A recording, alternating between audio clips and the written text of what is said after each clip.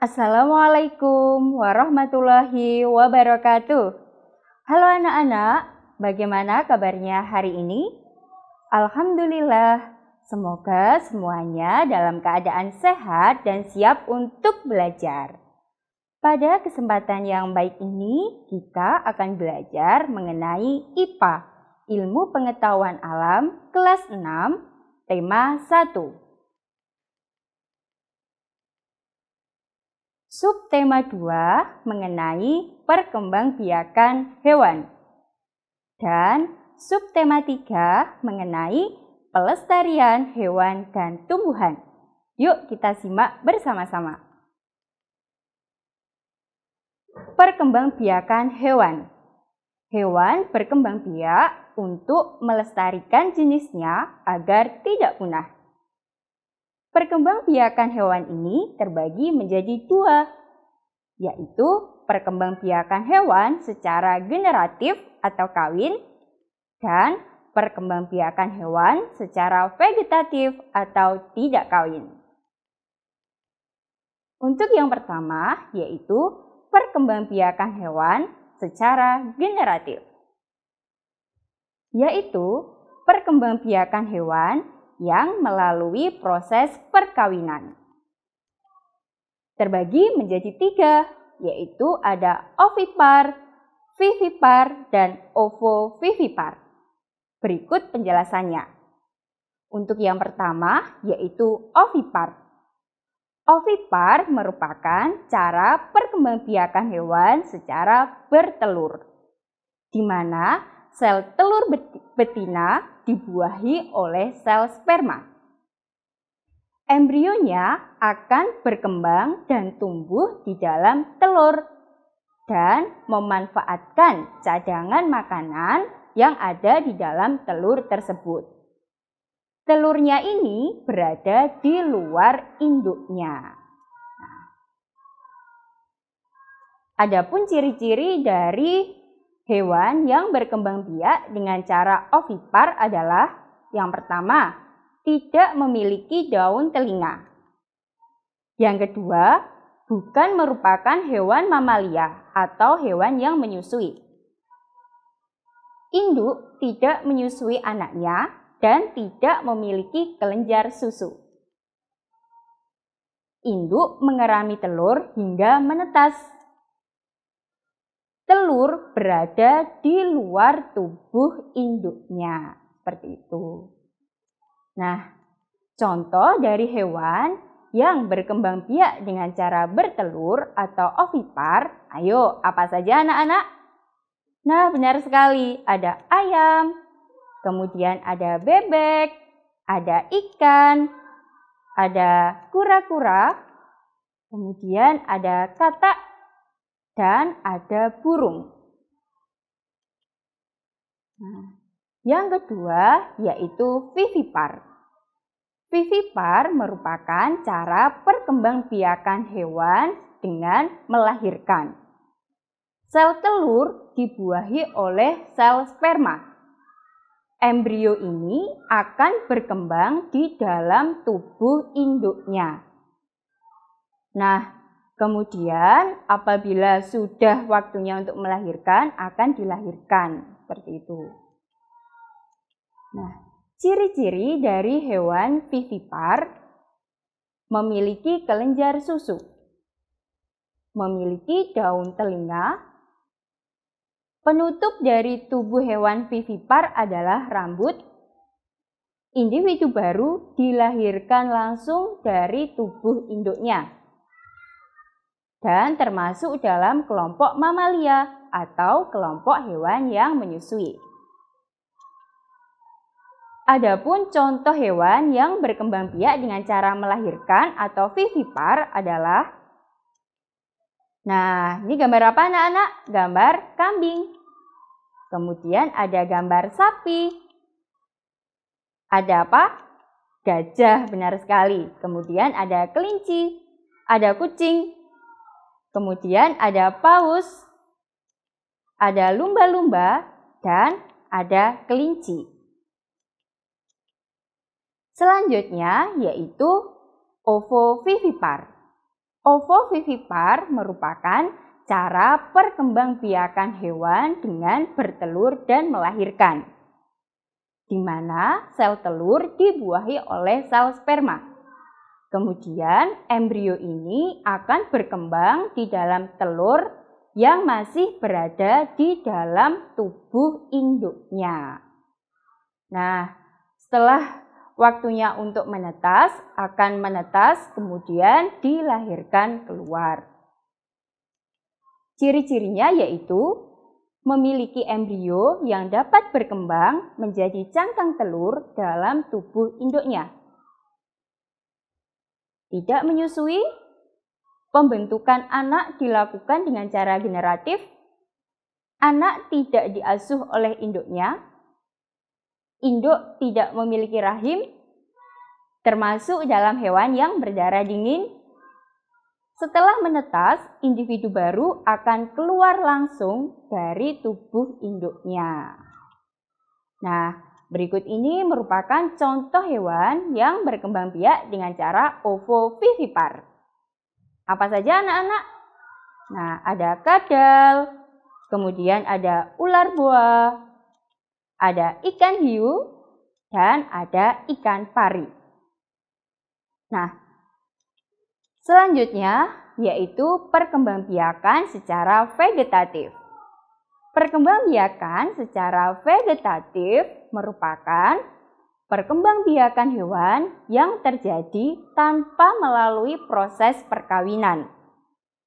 Nah, ini ada 3. Yang pertama ada membelah diri, kemudian ada fragmentasi, dan ada tunas. Berikut penjelasannya. Yang pertama yaitu membelah diri. Satu sel induk akan membelah menjadi 2 atau lebih sel anak. Setiap sel anak akan menjadi individu baru. Biasanya hewan yang berkembang biak dengan membelah diri yaitu hewan bersel satu atau uniseluler. Contohnya misalkan ada amuba dan ada paramecium. Nah, di sini ada amuba yang siap untuk membelah diri. Kemudian ada inti selnya siap untuk membelah diri. Kemudian inti selnya terbelah menjadi 2 dan kemudian menjadi individu baru atau menjadi 2 amuba yang baru. Perkembangbiakan hewan dengan vegetatif yang kedua yaitu fragmentasi. Perkembangbiakan dengan memotong bagian tubuh induk sehingga terbentuk individu baru. Nah, contohnya yaitu, ini gambar apa anak-anak? Ini gambar cacing planaria. Nah, misalkan cacing planaria ini kita potong menjadi 3 bagian. Nah, masing-masing dari bagian ini akan membentuk individu baru, akan membentuk cacing planaria yang baru, seperti itu. Nah, dan yang terakhir ada tunas. Perkembangbiakan secara vegetatif pada hewan dengan tunas terbentuk dari dinding tubuh induk yang menonjol. Kemudian setelah terlepas akan terbentuk individu baru. Contoh hewan yang berkembang biak dengan tunas yaitu hidra. Hidra ini merupakan hewan yang tidak mempunyai tulang belakang. Biasanya tumbuh di air tawar anak-anak. Nah, di sini ada hidra dewasa yang ada tonjolannya di situ atau ada tunasnya. Kemudian tumbuh dan berkembang. Lama-kelamaan akan terlepas dan membentuk hidra baru atau hewan hidra yang baru.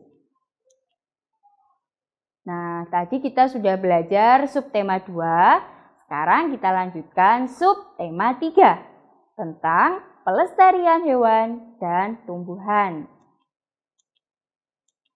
Nah, berikut ini merupakan beberapa contoh hewan langka anak-anak. Ayo, gambar apa ini kira-kira? Benar sekali, komodo. Kemudian ada badak bercula 1 dan ada harimau Sumatera. Komodo ini banyak dijumpai di Nusa Tenggara Timur. Kalau badak bercula 1 banyak kita jumpai di ujung kulon. Kalau harimau Sumatera banyak kita jumpai di sekitar wilayah Sumatera. Nah, ketiga hewan langka ini sudah jarang sekali kita temui anak-anak. Hal ini dikarenakan banyak dilakukan perburuan liar terhadap ketiga hewan ini. Salah satu contohnya misalkan badak bercula 1 diburu untuk diambil culanya. Kalau harimau Sumatera diburu kulitnya untuk diambil dan digunakan untuk pembuatan tas, sepatu maupun bahan pakaian seperti itu. Nah, hewan langka selanjutnya di sini ada apa anak-anak gambarnya? Orang utan, benar sekali. Terus ada juga burung cendrawasih.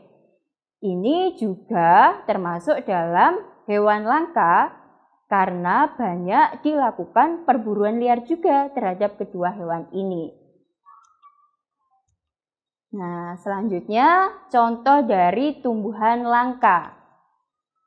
Tumbuhan langka yang saat ini juga jarang sekali kita temukan, yaitu bunga apa ini? Bunga Rafflesia arnoldi. Dia banyak ditemukan di wilayah Bengkulu. Kemudian ada Amorphophallus titanium atau bunga bangkai. Biasanya banyak kita temui di wilayah Sumatera. Kemudian ada kantong semar, banyak kita jumpai di wilayah yang kekurangan nitrogen, biasanya di daerah Tangkuban Perahu, Jawa Barat. Kemudian ada juga pohon cendana, ini banyak kita jumpai di wilayah Nusa Tenggara Timur. Nah, keempat tumbuhan ini tergolong langka anak-anak.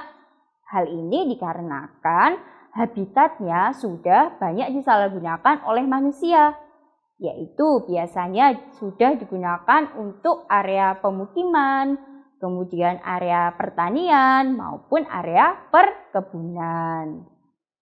Nah, adapun upaya pelestarian hewan dan tumbuhan diantaranya ada pelestarian in situ dan ada pelestarian ex situ.